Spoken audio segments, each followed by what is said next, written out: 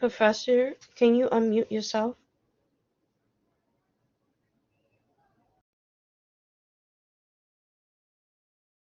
Oh, I'm sorry. I'm sorry. I have been muted all this time, and I was screaming out, because nobody was saying anything. Okay, how's everybody? Sir. Good, Professor. You? Hi, we're good. Good, good, very good. Nice to hear from you. I was just, shouting into a, I was shouting into a hollow cave. All righty. So let's see. I have 9 and 10 with Kadir just joining, and then uh,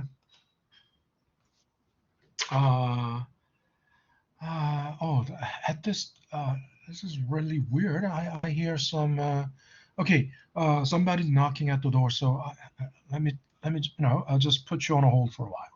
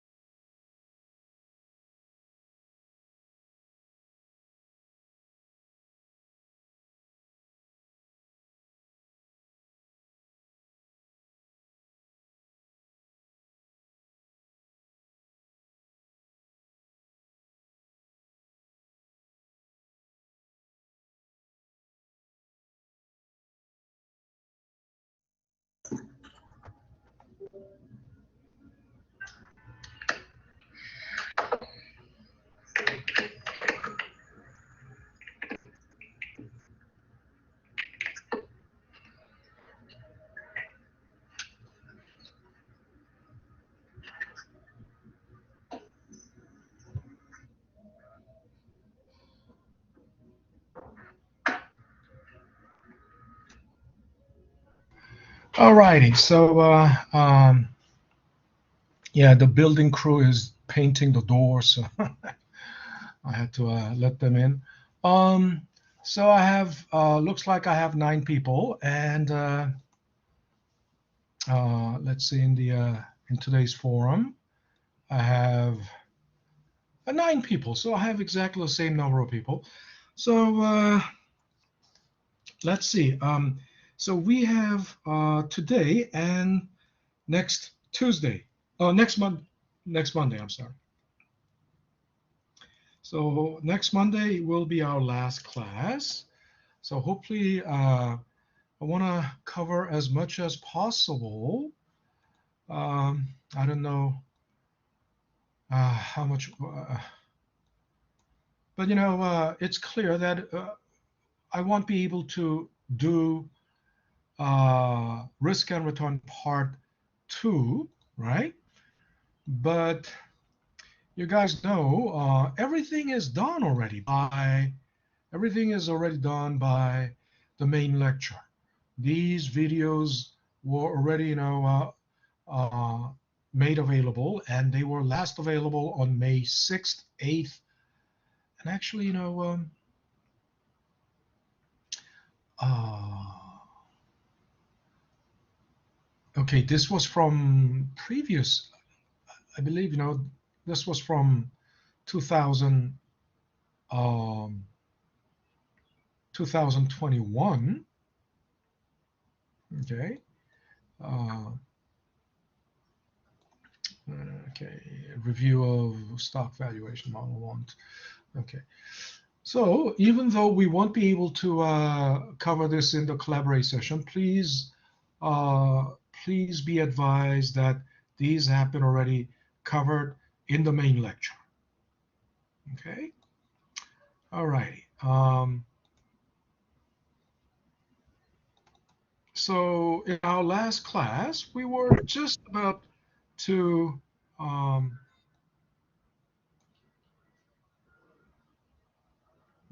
so I have it already here. We were just about to go over the IPO, right? So basically, IPO needs, okay, the company that goes IPO will have to work with an investment bank. Okay, so the investment bank is acting as the broker for the IPO. And basically, what the investment bank does is, underwriting. So, what is an underwriting? Um, so, it's like this. Theoretically, so let me open the whiteboard.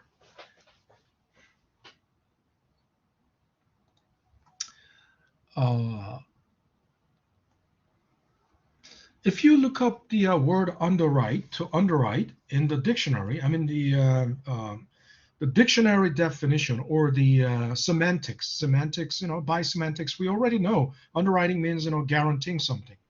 However, what it means, actually, the process is, if you only rely on the dictionary definition, it's not going to be enough, because what they do is actually paying. They are buying. Investment banks are buying the stocks from the issuing firm at a discount. Okay, and then they sell it at IPO. They sell it in the primary market at the IPO price. So it looks like this, basically. Why is it taking so long? Oh, God. All right. Oh, okay. So what happens is something like this.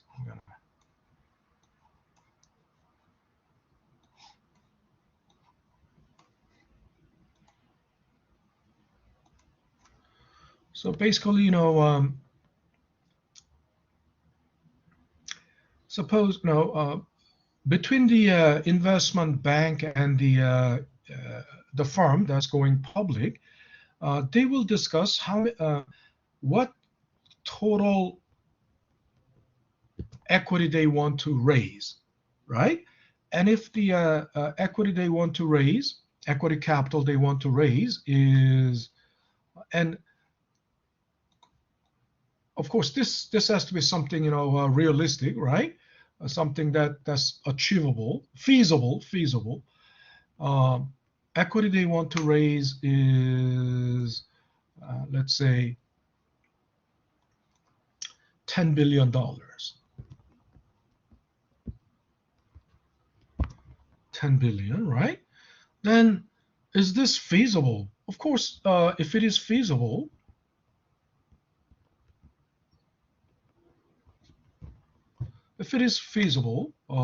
based on the assumption that it's feasible, they will then, question is, what should be the per share price? In other words, what should be the IPO price? In other words,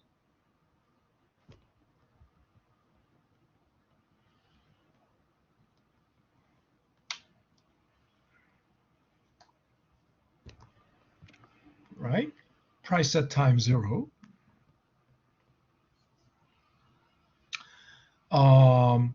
And if $100 seems like a good price, then how many shares to sell is determined by this. You divide, 10 billion by $100.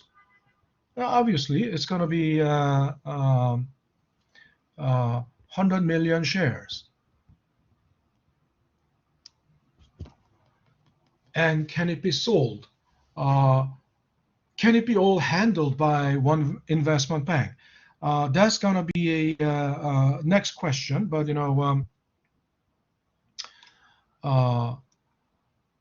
so the biggest question is it feasible? And they decided that it is feasible. So, but still, there's no 100% guarantee. I mean, there's no way you can guarantee that they could sell all 100 million shares. That's not 100 shares, but 100 million.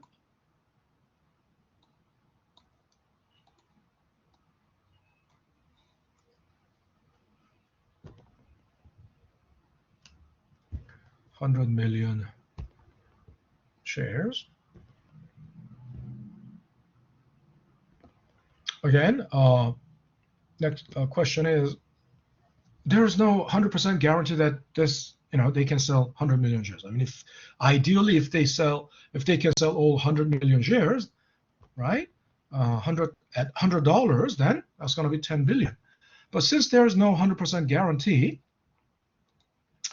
what the investment bank does is that, we're gonna, what the investment bank does is we're gonna pay you $80 per share, $80 because, and then, so then $80 times 100 million shares will give them, this will give the company 8 billion, right? It's going to give them 8 billion. All right, and then what? Company, it's a positive sum game, right? Isn't that right? When they sell, there's no cost. There's no cost to selling. I mean, to sell 1 million shares, all it costs them is, the cost of printing 100 million shares, cost of printing, and paying the administrative fee, the transaction cost or administrative fee to the broker, who is the investment bank. So that's usually called, flotation cost, because you're floating the stocks, 100 million shares. So then that means, since that cost is very minimal to the issuing firm, this is just, a windfall gain. I mean, this is basically a boon, right?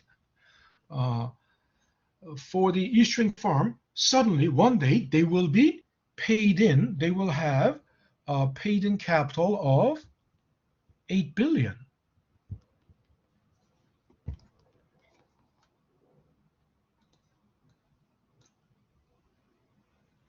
They will have a paid in capital of 8 billion. Hold on.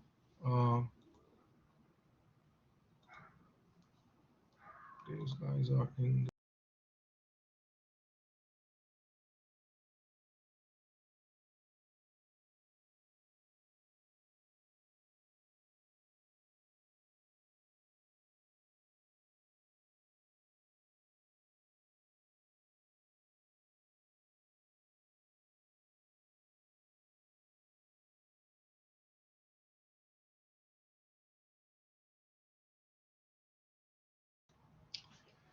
All right. So where was I? Okay. So there is no reason for the company to reject this deal. They will accept it. And then the company will have 8 billion. Now the burden is on the investment bank, because investment bank will have to then the investment bank will then sell these 100 million shares. They will sell 100 million shares for $100, and they will make $20. They will make $20 per share, right? This is called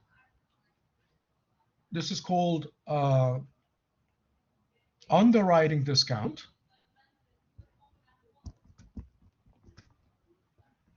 And this underwriting discount is what the investment bank makes from this IPO. Think about it.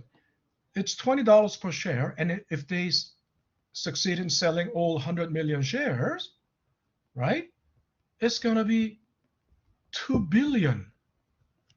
It's going to be 2 billion to the investment bank, right?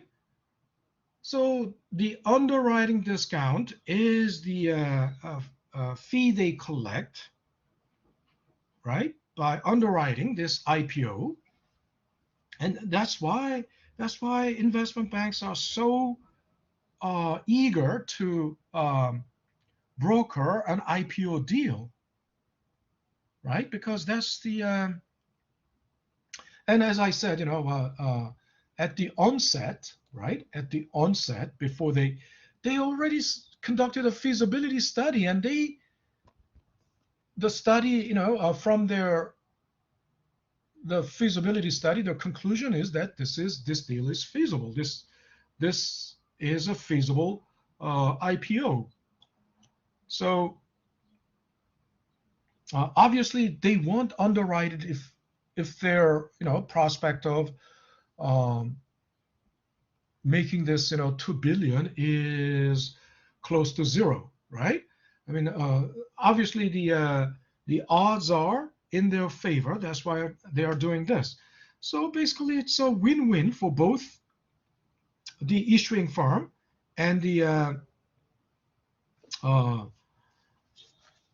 the investment bank. That's why they are doing this.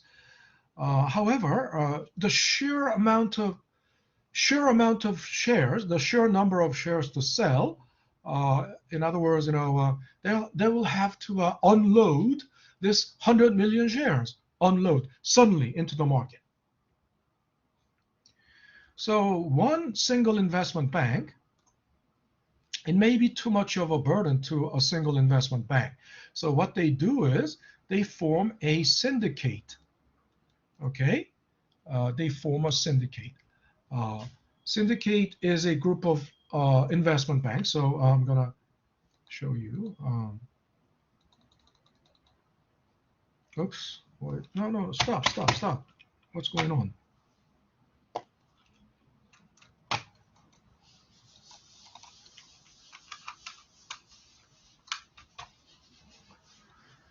Something's wrong with my mouse.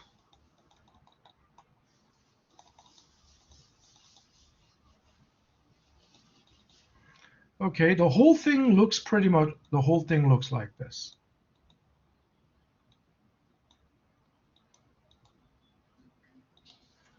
So there's an issuing firm, right? And then there's an originating house. Originating house is the primary investment bank. And then there are other investment banks in the syndicate.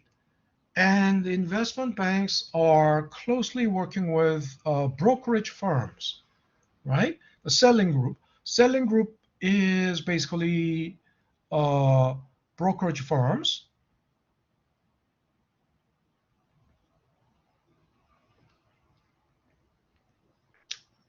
Now think about it. The brokerage, they are at the forefront. The brokerage is at the forefront of meeting with the actual clients, right? Actual investors.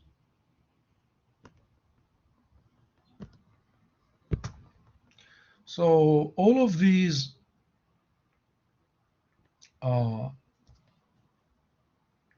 selling groups, so if one brokerage firm has like 100 investors, 100 clients, right, who are basically investors, right? If we have like in each selling group, if you have like 3 brokerage firms, then that's like 300 investors, and then if you have like 10, five groups, it's like 1,500 investors, but again, not all the investors are of the same size. I mean, they're fund size. In other words, someone may have just about $100,000 in their portfolio. Someone may have millions of dollars in their portfolio. Someone may have just about tens of thousands of dollars tens of thousands of dollars in their investment portfolio. So not all the brokerage clients are like, a big shot investors, right? So actually, at IPO, not everyone can participate in the IPO. IPO, I probably said this previously, IPO is strictly an invitation-only event, right? You need to be invited to buy it at IPO price because, in other words, your brokerage firm will send out an invitation to you. And if you are a big time, if you're a big time investor, if you're a big time client to that, most likely you will get invited. I mean, if you have like a portfolio greater than, if you have a portfolio greater than, $200,000 or $300,000, maybe you can get invited, but not everyone can get invited to the IPO. Okay, so again, IPO is a primary market, and I don't know if I talked about primary market and secondary market last time. I'm sure I did. So IPO is the primary market, and after IPO, all the transactions only happen. I mean, IPO is the only occasion. IPO is the only occasion where only occasion where the transaction happens between the company and the investor. Okay, and after that, all the transaction happens between the investor and another investor, right? And that phase is called the secondary market. Okay, so that wraps up everything about the IPO and institutional aspect of the stock. So we're moving on to the valuation side. Okay, now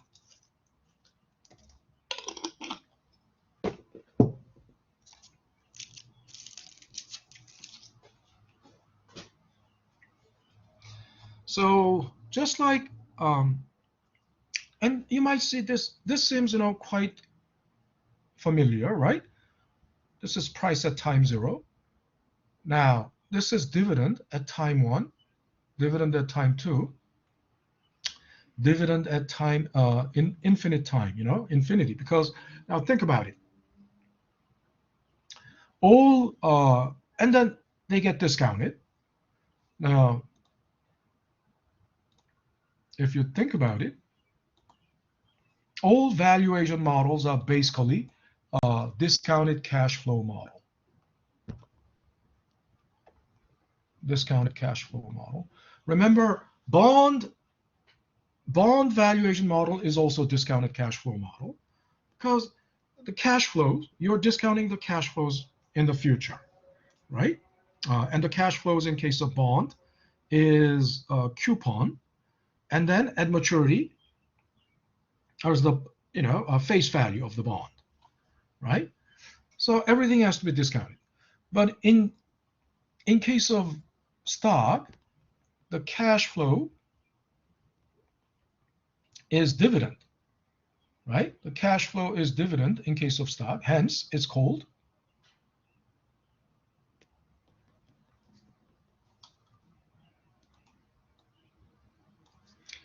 DDM. So what does that mean? That means dividend discount model. Dividend discount model. Because in stock, cash flow is dividend. So DDM, dividend discount model, is a subset, part of the discounted cash flow model, right? And if you think about it, then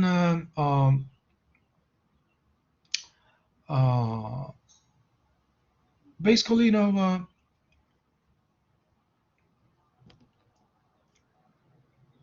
this means stock price at time zero, right? Value. V stands for value, right? Stock value at time zero is the result of all these dividends, dividend at time one, oops,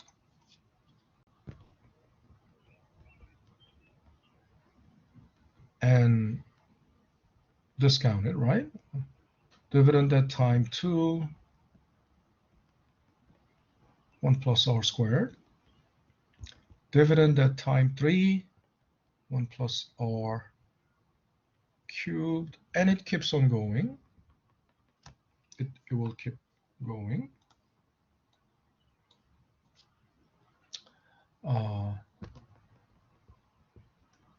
And think about it. Stock has no maturity, right? Stock goes on. As long as the company goes on, the stock will go on. So, if the company goes on forever, right, the stock has infinite time horizon, right? The stock doesn't end at some point. It's got an infinite time horizon. So at that, there will be dividend at time infinity minus 1, right? Then, of course, it will get discounted by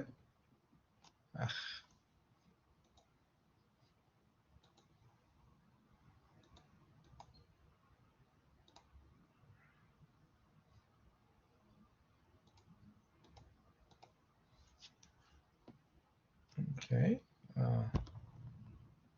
it will be discounted by 1 plus, I don't know why this is nice cubes, and then there will be dividend at infinity over 1 plus r raised to infinity. And then, of course, infinity is, you cannot pinpoint when that end of infinity doesn't have any end, right? That's why it's infinity. But if we can just if we imagine that we have that, if we can nail that infinity at that infinite future time horizon, right? In the future, there will be still not just the dividend, but also there will be the value of the stock at that infinite time, right? Think about it. Just like the bond, and if we can nail that infinity, there will be the future price of the bond at that infinite time, which should be discounted by 1 plus r raised to infinity. Now, here's the question then.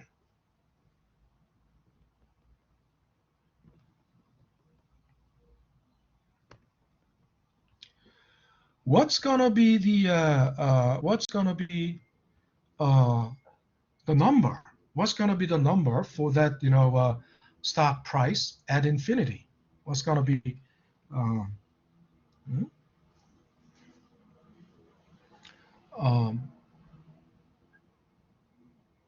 what's gonna be the stock price at that infinite future? Anybody?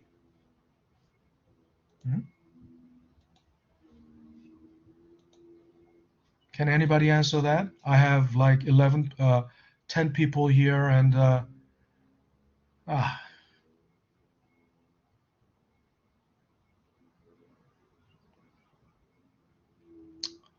nobody can answer that, huh?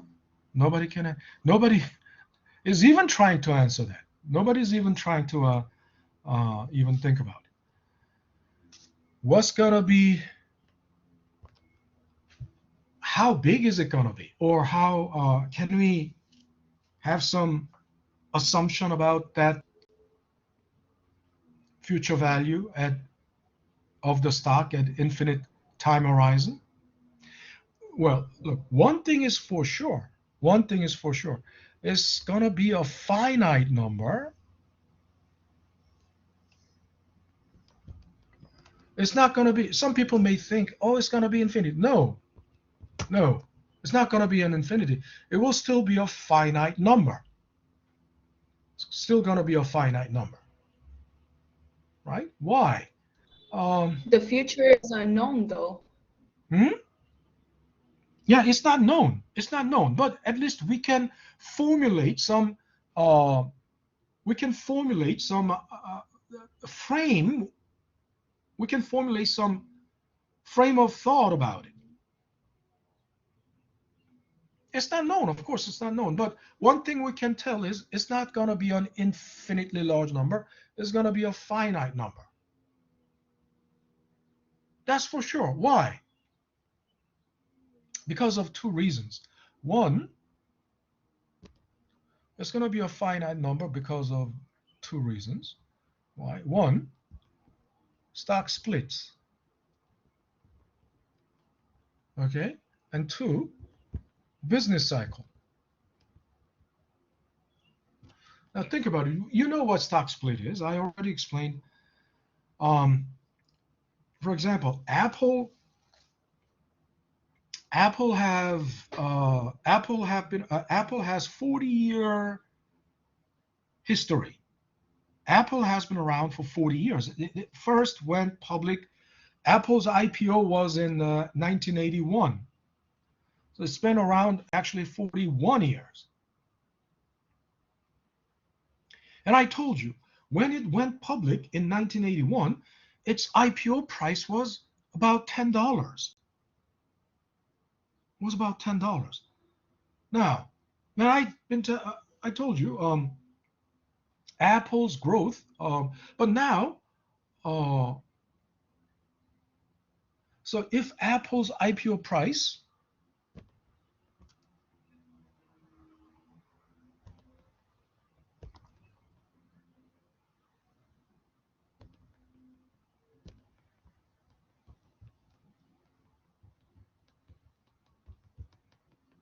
if IPO price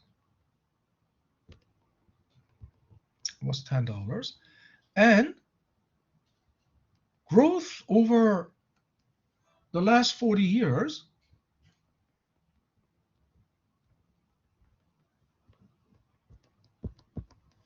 was 1,300 times. 1,300 times. Apple's growth over the last 40 years was 1,300 times. So it's like 103,000% growth. That means price now. Think about it. Starting from just $10, and you multiply and this is the net growth net. So one plus,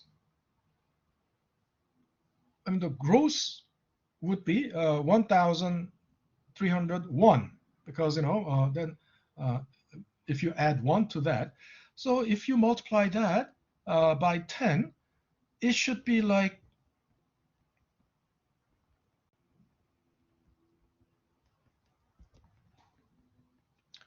$13,010. It should be now $13,010, right?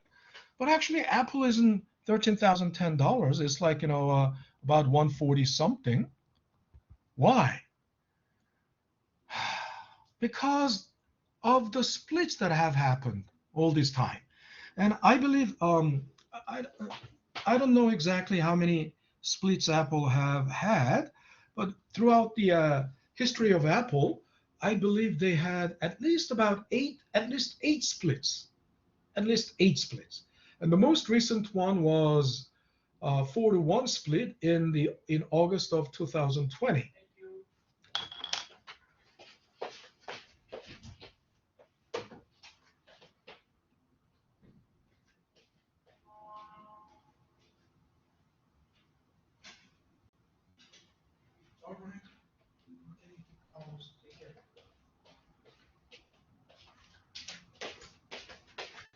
So as I said, the most recent one was in August 2020, and then prior to that, I remember, back in that was 4-to-1 split.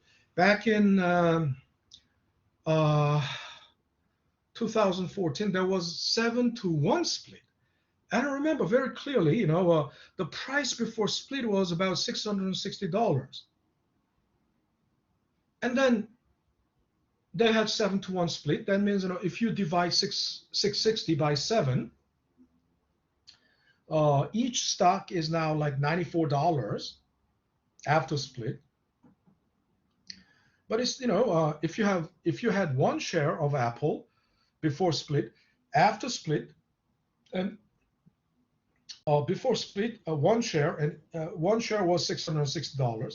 After split, one share is $94 something, and you had 7 of them. So if you multiply it by 7, it's like 660 something, right? But think about it. After split, the price is now 90 something, and then if you connect, if you draw the graph, if you connect the prices without adjusting, then it looks like the Apple crashed one day, right? Just out of blue, Apple crashed from 660 to 90 something. So it looks like, it makes it look, if you look at the data without adjustment, it will make it look like Apple had a collapse, complete crash. But we know it's not the case because it was due to the split. So think about it. After split, they will have to adjust the pre-split price. They will have to adjust pre-split price to align with the post-split price. And I've been talking about this over and over. Now we have very bad day today as well. Continuous. It's been continued. Down market ever since. Like, I've lost my entire portfolio, lost at least something like 12% compared to the highest point, and the highest point was like January 3rd. Apple is one of my and Nasdaq alone lost almost about 40% from the highest point. So, but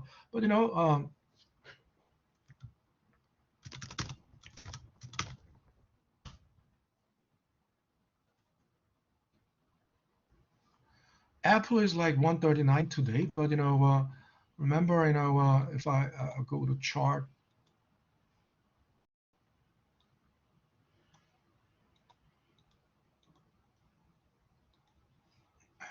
Right, it's weekly price now. I'll turn it to monthly so that monthly price. Look, 1981, and this is like and these are dividends, split, dividends. There are some split. It's just too compact. You don't see where the most recent split happened somewhere here, August 2020. But this point would look like this is like 10 cents. And why? Because they had to adjust the pre-split price to be aligned with the post-split price. So if there has been no adjustment, no splits, this point would be like $10, and now the price would be like $13,010. But because of the split, the price is now somewhere here. Now it's this is like when it was the highest, it was like January 3rd, I believe, that point.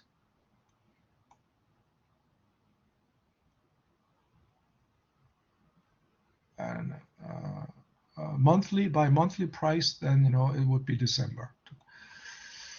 So then, why did they split? Well, it's quite obvious. I mean, if they didn't allow split, the price would be like $13,010. How many people can easily buy Apple, right? In other words, if only you have like $15,000, you can buy one share of Apple, only one share.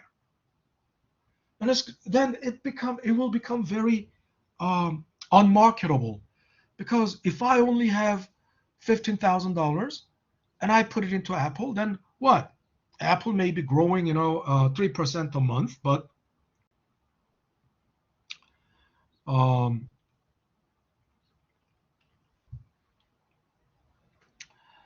if I need, this is the same reason as the municipal bond. You remember, muni bonds are $5,000, and then, but then it becomes less marketable. If I have $15,000, I can buy only one share of Apple, and if I need $5,000, if I need to cash out $5,000, I cannot conveniently separate that stock, right? You have to sell the entire one share, the whole, and then you cannot keep. All you need is 5,000. And if you can buy, think about it, with $15,000, you can buy. If you buy $100 stocks, you can buy 150 of them, and then you can, when you need $5,000 urgently, you can just liquidate 50 of them and still keep 100 of them in the stock, still earning like $1 dividend per share a year, right? Or $2 per share a year. So this is one reason that the price won't just reach infinity, just because you go to the infinite time into the future, right? Because of this second business cycle. Now think about it. Business cycle, we are, obviously, we are going through the same thing. The stock market is like this, overall,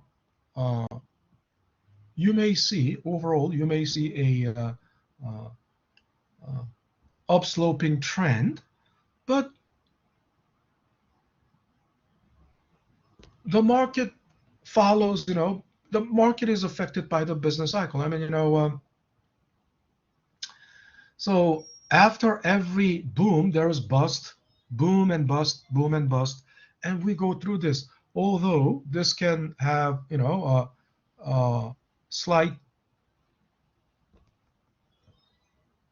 uptrend, right? Another reason for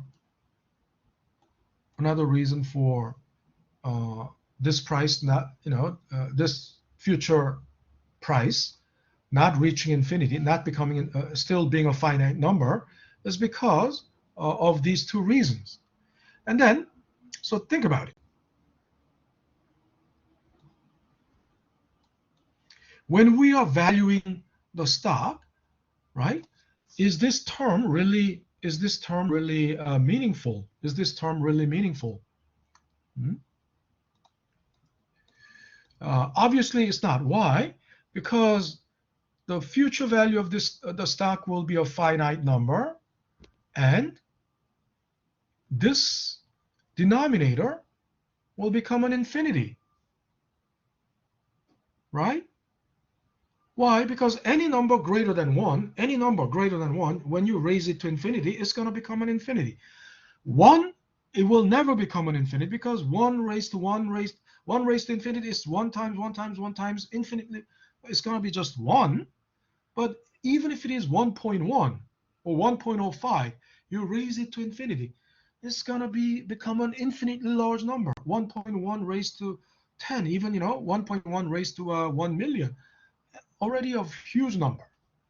However, the numerator is a finite number.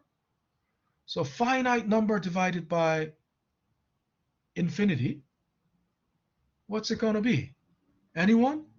Finite number divided by infinity, what's it going to be?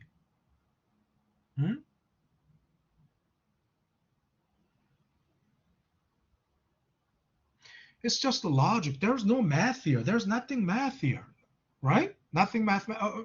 Of course, it's mathematical, but no calculation. There's no calculation here. It's just logic. I think 0. It will become, yeah, but not zero. It will become close to zero, right? It's not going to be a perfectly zero, completely zero, but it will be because you are dividing a finite number by an infinitely large number. It's going to be almost zero, right? So we can ignore this term. We can ignore because, right? And who said that? Was it Mukhtar? Yeah. Okay, Mukhtar. Yeah. So you're getting you'll get 0.5. All right. My pen is not. Jesus, my pen isn't working. Okay, Mukhtar. So I'm making a note.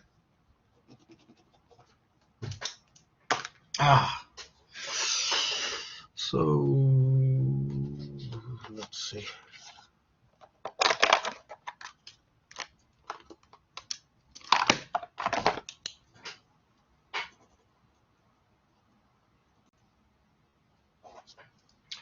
All right, so then it becomes, now you understand now why it's called a dividend discount model. We'll be dealing with only dividends, right? We'll be dealing with dividends only.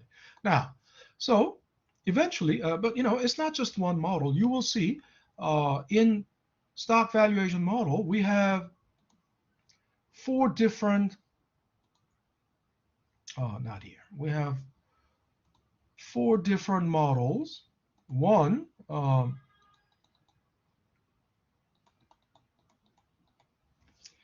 zero growth model or constant dividend model. Zero growth means dividend is not growing. Dividend isn't growing. Therefore, the dividend will be constant, hence called constant dividend model or zero growth model. And it's also called perpetuity model. What is perpetuity? Perpetuity is annuity. Perpetuity is annuity going forever, literally perpetual annuity.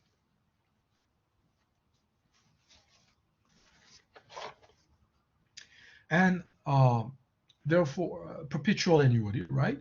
So if you think about it, if the dividend doesn't grow, dividend will be constant. In other words, fixed amount. So it becomes like bond. Why? Bond is an annuity, isn't that right? Bond is an annuity because it pays regular amount at regular interval, right? And the regular amount, it's regular amount because it's coupon interest, and so interest is always the same thing, right? 10% of the face value, right? 10% of the face value. So it will be $100 annually, or $50 semi-annually.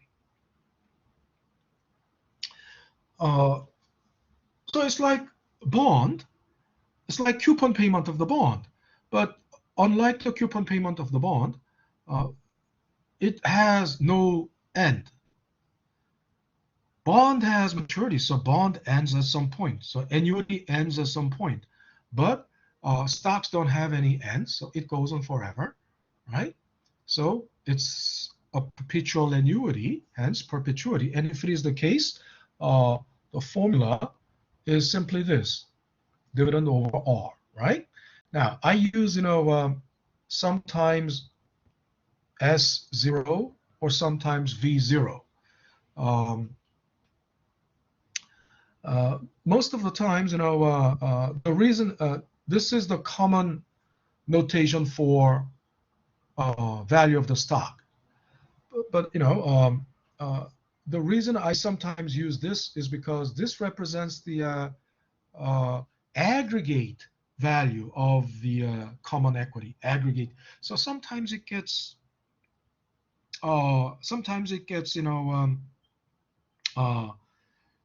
it can be ambiguous. It can mean individual stock price, share price, or it can mean the aggregate total value of the equity, common stock. So that's why to make distinction, I use this stock price at time zero, right? But anyway, they will be used interchangeably.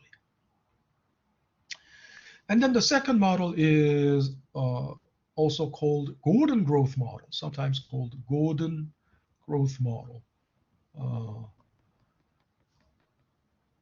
Because it was developed by an economist named Robert Gordon. I don't know if it was Robert Gordon, but Robert, I believe Robert. There are two Gordons. One guy is younger. I don't know, and I don't think his first name is Robert. And the guy who developed this is Robert Gordon, who passed away already I believe, in 1990s or in 1990s, I believe. So Gordon growth model is also called constant growth model. Now, some students get confused because they say, oh, so it's constant, so there must be, look, they mean completely two opposite things, because constant, it's not constant dividend, but constant dividend growth. That means dividend is growing at a constant rate, whereas this is dividend is constant because it's growing, dividend is growing at zero rate, right? So it becomes a constant dividend, and this is constant growth, okay? And which one is growing? Dividend is growing, right? And in that case, the formula is this. Now our next question is, if the base formula was like this, how did that turn into 1? How did it turn into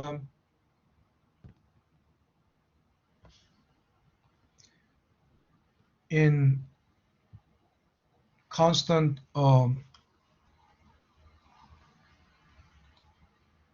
dividend model? How did it turn into this? And how did it, in Gordon growth model, how did it turn into this?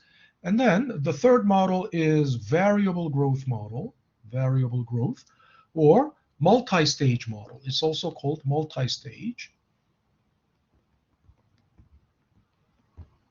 Of course, multi-stage means, multiple growth stage, okay?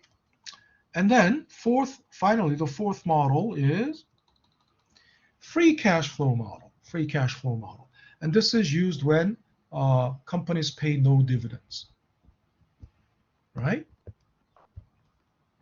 Okay, so I think this is the right time to take a break, because my throat cannot take it anymore. So we'll take a 10-minute break and reconvene like around 3:07, 3:10. Okay, let's take a 10-minute break.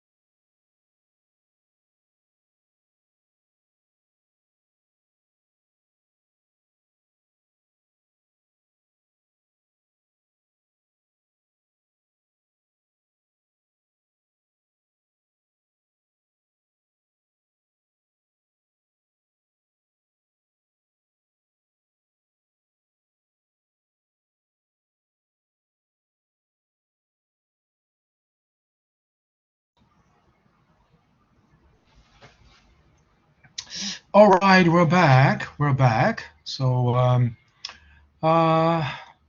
so what was our question before we went to break?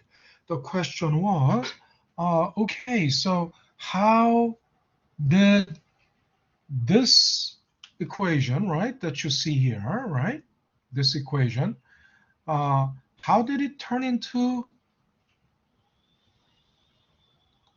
How did it turn into this simple form? So I'm going to explain to you. I'm going to show you how that happened. Okay, how that happened. Oops.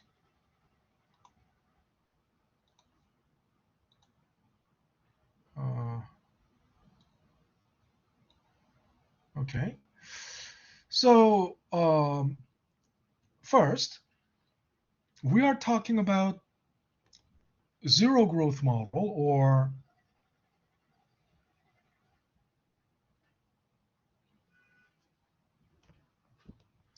it's zero growth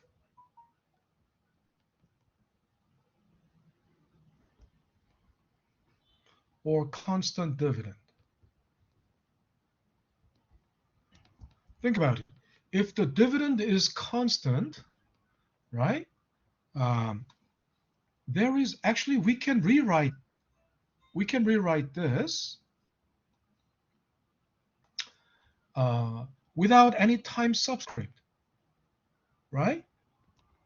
Because if the dividends basically if the dividend is constant, that means D1 will be equal to D2, which will be equal to D3. In other words, all the dividends are the same because it's constant. So we can get rid of the, and we'll just call it D.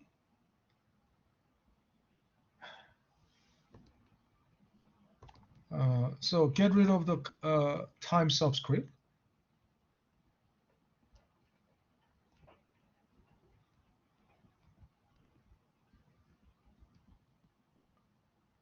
Plus R squared and 1 plus R cubed and that. And we keep going until, of course, we'll come to a point where we have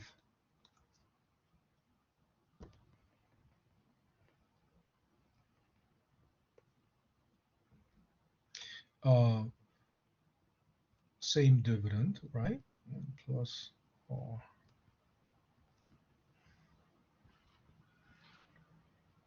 raised to infinity minus 1.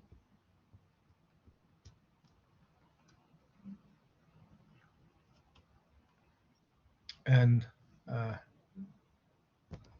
same thing, 1 plus R raised to infinity. So it's basically the same thing, just without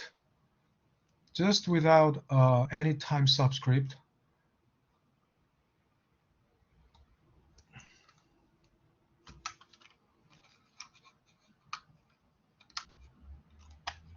Okay, and I will call this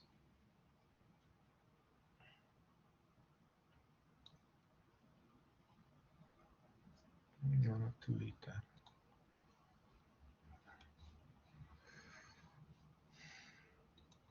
And I'm gonna call this equation 1. I'm gonna call this equation 1. And then I'm gonna multiply equation 1 by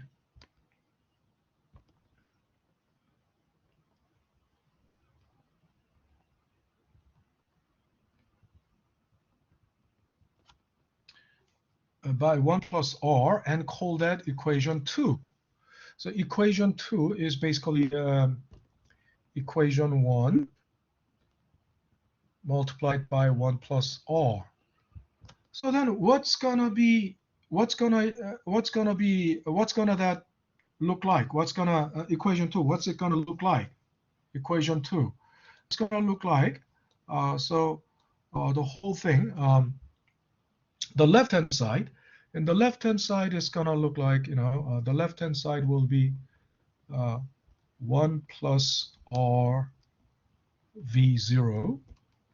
And the first term will be just dividend, because when you multiply, I mean, in your mind, do I need to show this? If you multiply it by 1 plus r, then, it will cancel out. So it will just become d, right?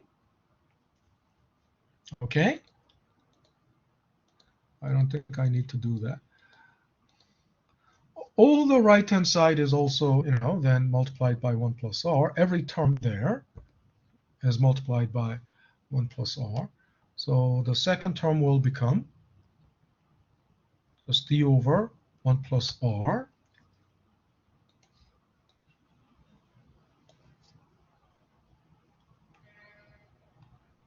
And the third term will become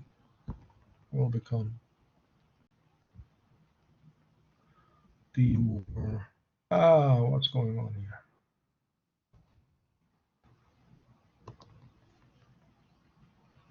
One plus r squared. Whatever is next, it will be, 1 plus r to the third, and that, and it will keep going. And this one becomes d over 1 plus r raised to infinity minus 2. Oh, come on, it's a headache.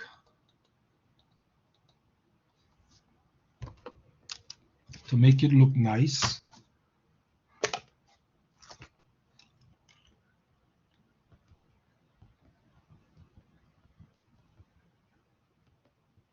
infinity minus 2.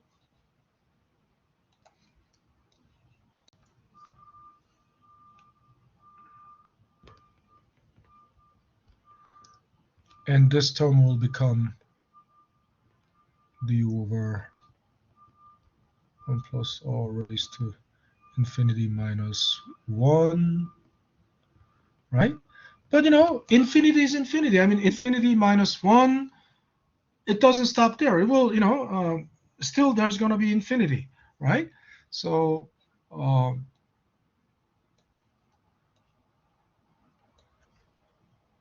it will be, I'm going to have to move this around.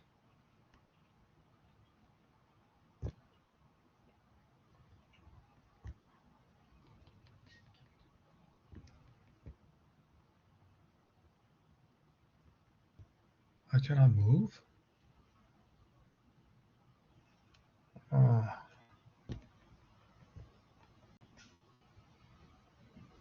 Okay, I can make it bigger, but why can't I move?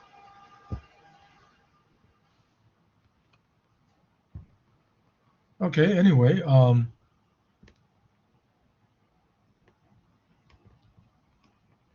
you see what I'm talking about. Now then, next, what I'm going to do is I'm going to subtract 1 from 2. I'm going to do this, okay? Then if I subtract equation 1 from equation 2, that means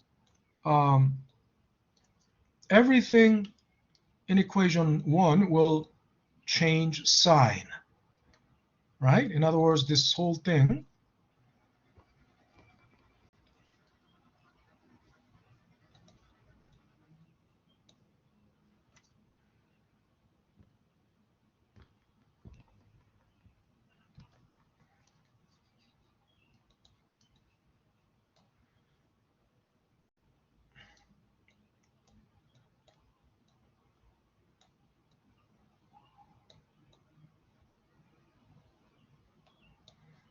okay? So that means this whole thing will become negative, right? So we're subtracting that. Okay, so maybe I can move this with the mouse. Okay, the mouse I can.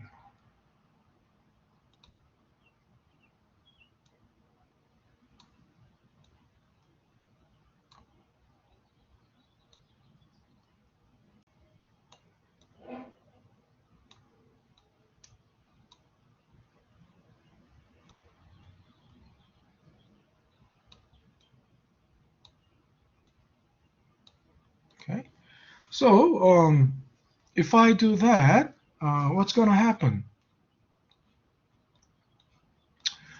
No, first, the left-hand side, what's going to happen to the left-hand side is it's going to be 1 plus r times v0 minus v0.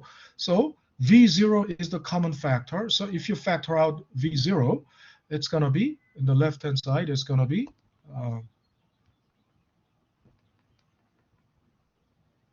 1 plus r minus 1 v0. Isn't that right? Because this is 1, right? And then we know 1 and 1, it will cancel out the left-hand side. So the left-hand side becomes just v0. The right-hand side, you see in the right-hand side, d will still just be d, right? Because it's, basically the right-hand side minus the right-hand side of equation 1. And then everything in equation 1 is negative, so they will all cancel out. The positive term and negative term, they will cancel out. They will just, all cancel out. Like,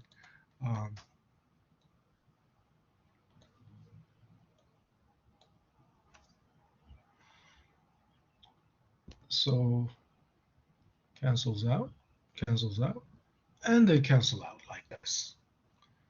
Okay, so then finally you're left with only what? You're left with, so the result is 2 minus 1. The result is, this is, then r times v0 is d. And what is our unknown? Our unknown, we want to know what this is, right? And I've been telling you over and over all this time since the day one, the key to solving any equation is identifying this x times y equals z structure, right? And if x is the unknown, well, then x is z divided by y. And this is our unknown. This is our x. So you want to know what v0 is.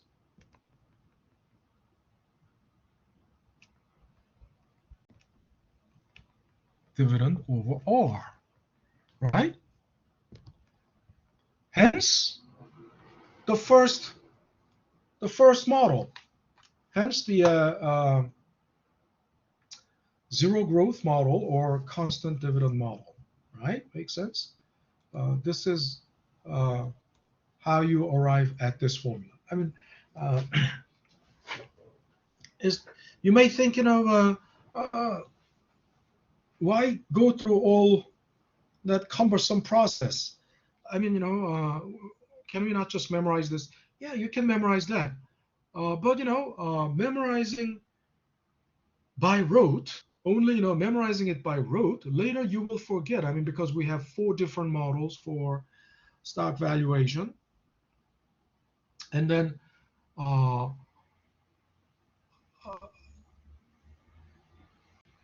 you may memorize it, but, after taking the test, then you will forget, just in within 1 month, you will forget. And it's because you never thought about how, I mean, in principle, how it turned from, how we got to that from this, because in principle, it's like this. Where did that, then what happened to the price of the stock at Infinite Future? What happened to, and, but if you understand, and if you, this is why I'm showing you this. Steps of derivation. That's very important. Steps of derivation. In other words, how and why. The process is more important than the end result, right? But the problem of the finance education is that, especially in accounting class, accounting type class, they just give you the end result. You know, this is it. You do it. You use this without knowing why. Without knowing why.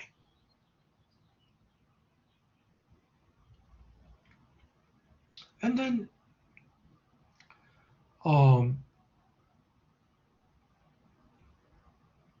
if something breaks down, you can't fix it because you don't know why and how it works, right? Why it works and how it works, you don't know. So something breaks down, you can't fix it. Now, this is the first model, right? Constant. Then next model is golden growth model.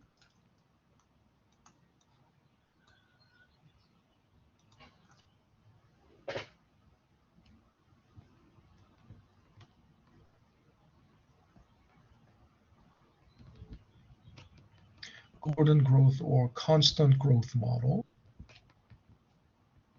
right? Golden growth or constant. So where did this formula come from? And I'm going to show you. And the formula is like this. Where did it come from? So actually, you know, you can find it from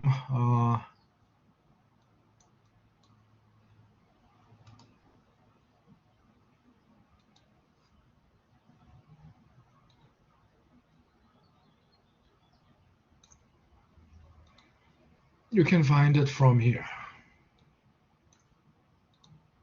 Actually, I hid it. I somehow I hid that model in the slide. So here's how the golden growth model is. You know,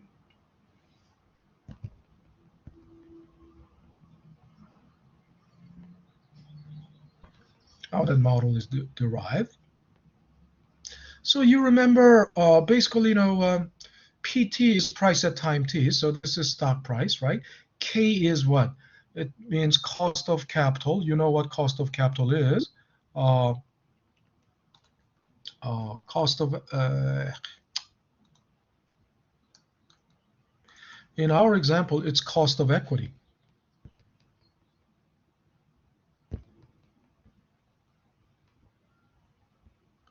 What is cost of equity? That's required return. Required return. You remember, cost of capital is basically, you know, there are two types of cost of capital: cost of debt and cost of equity. In other words, that's what it costs to raise that capital. To raise the debt capital, you need cost of, you have to pay cost of debt. So the cost of debt is yield, right? In case of bond, right? Cost of equity is the, so it's the discount rate, basically, the required return, right? Also, from the day one, right? I've been talking about scenario 1 and scenario 2. What is scenario 1? And then scenario 2. You all remember this, right? And I told you this applies to every asset, whether it is financial asset or, you know, real estate. We used, you know, real estate example, right? At the beginning. And in the real estate, you know, scenario 1 means just you buy a house and you use it as a residential. You just use it as your residence, but you don't rent it out. So there's no additional income, but there will only be capital gains or capital loss as the house value goes up or goes down. However, if you rent it out, then there are two sources of cash flow. One is capital gains or capital loss, and then second, the rental income, right? That comes in regularly. So it's just like the bond and the stock as well. And I told you, in case of bond, scenario 1 is zero coupon bond, right? What's a zero coupon? You all know what zero coupon bond is, right? It's the bond that doesn't pay any interest. So then, in that case, the only source of income is the capital gains, right? Right? So zero coupon bonds are sold at discount, so at deep discount. So uh, instead of paying any interest, then when it reaches at maturity, then you get 1,000. I mean, the price was probably you pay $600, but 10 years later, you get 1,000. So that $400 is the capital gains. However, in scenario two, the bond in scenario two is the coupon bond.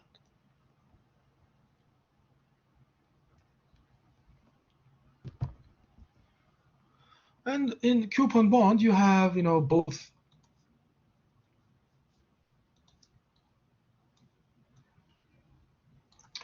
You have capital. You have capital gains plus coupon, right? So it's just like the renting out the house. Now, in case of stock, if it is stock,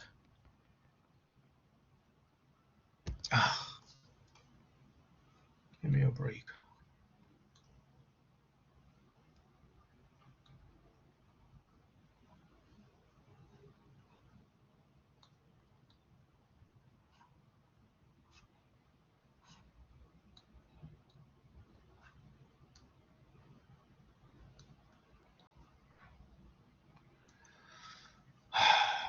Okay.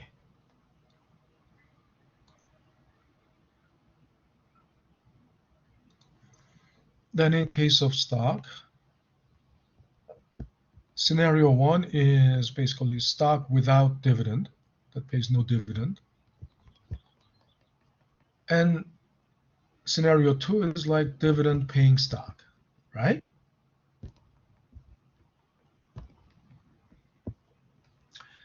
So here's the thing. If it is scenario one, right, in stock, basically you will only have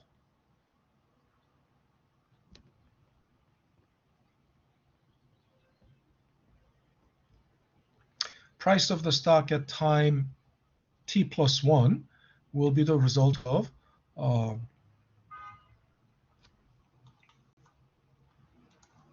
price of the stock at time t times 1 plus r. And this r is actually the growth rate, not r. It's actually the growth rate. Right? Return is the growth rate, exactly. And although I used V here, you can think of it as, we can replace it with P, price of the stock at time T, and time T plus 1.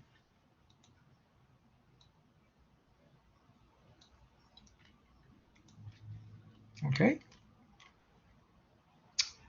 And I told you, so under scenario 1, return and growth rate have no difference, right? Return is growth rate under scenario 1. But in scenario 2, return is greater than the growth rate because growth rate is only about the capital gains, right? Only about the appreciation of the price without any additional income. Okay. However, in scenario 2, if you buy the stock, you pay price at time t, and then since it grows also and it pays dividend, so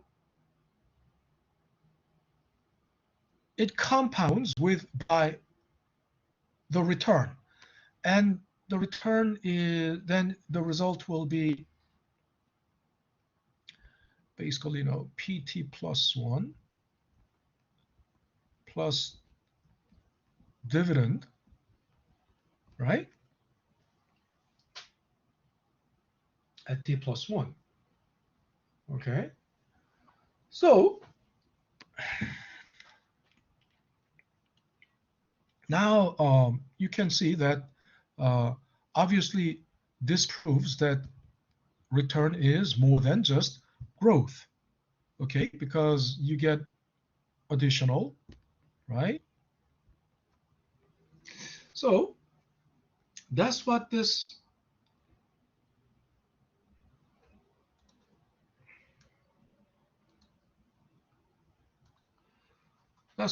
is saying. So then let's do some rearrange. We'll just rearrange this. So let's say we are dividing both sides by PT. But if you divide both sides by PT, then the left-hand side will become like this. Right-hand side will be like this. And then we can rewrite, because by definition, right?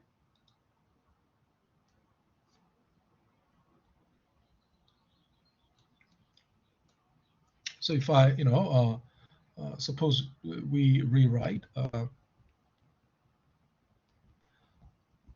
we do this,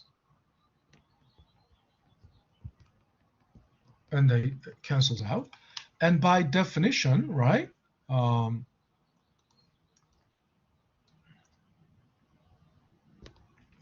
PT is what? By definition, PT plus 1 is PT times 1 plus G, right? Isn't it what PT plus 1 is, right? That's by definition what it is. So I can rewrite it like this, and then plus dt plus 1 over PT, right? And the right-hand side is going to become like this. And then think about it. We can break this up, right? We can break it up like this and this, right? So if we do that, it's going to be PT times 1 plus G over PT plus dt plus 1 over PT. And in the right-hand side is 1 plus R. And then we know PT and PT will cancel out. So we will have just 1 plus G plus dt plus 1 over PT.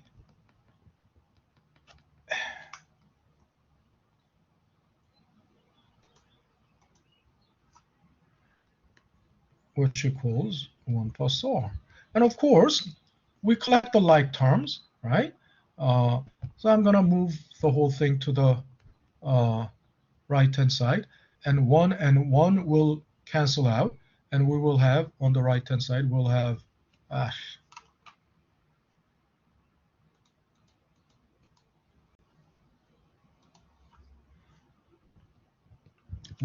R minus G, and in the left-hand side, we'll have dt plus 1 over PT. And then think about it. What is our unknown? We want to know what? What do we want to know? We want to know PT. We want to solve for price of the stock at time t. So then, once again, the key to solving all equations is basically finding this structure, or then if you see something like, oops, or will be like this, right? We can, or if you want to solve that for x, right? If you want to solve for x, then it will be z over Why? So think about it. We want to. So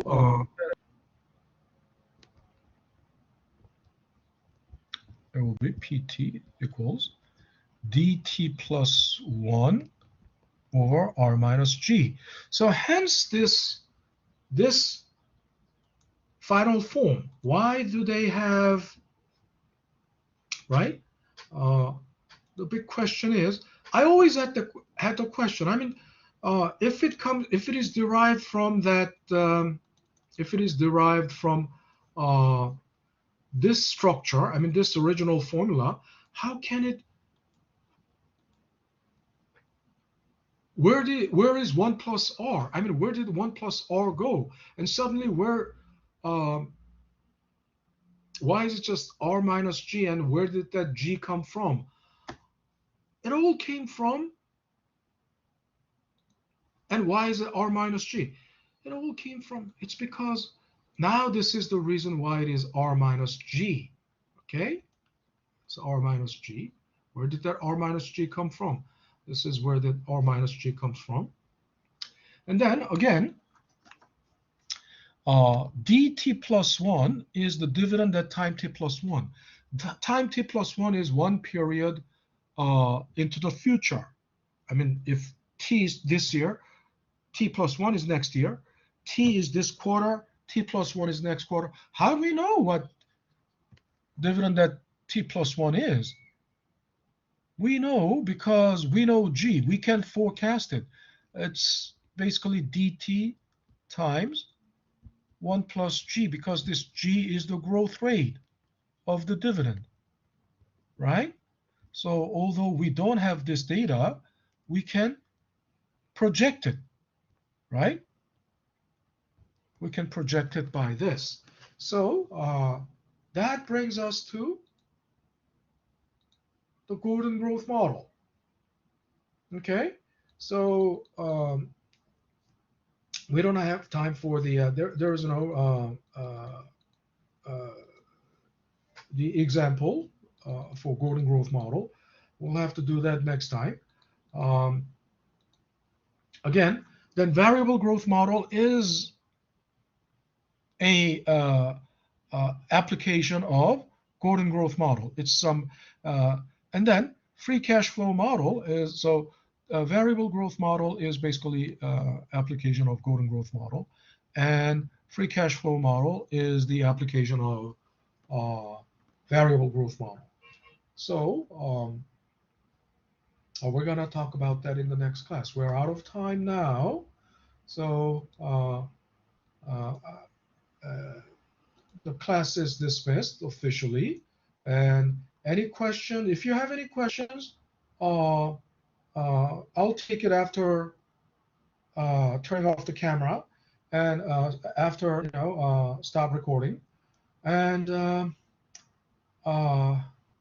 so basically, I'll have to say, have a great afternoon, everyone, and I will see you guys on Monday. Okay? All right. Take care, everyone.